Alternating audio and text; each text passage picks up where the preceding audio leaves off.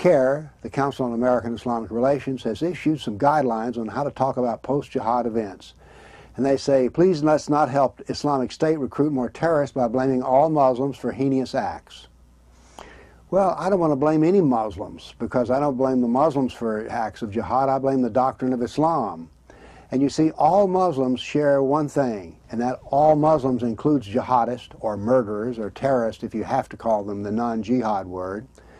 And that is, all Muslims have the same doctrine, have the same Quran, the same Sunnah, the same Sharia.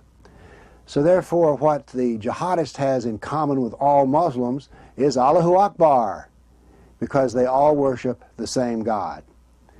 Now, we don't want to blame all Muslims for this, but we do need to understand that they have an underlying ideology which they share. All Muslims share the same ideology, including jihadists.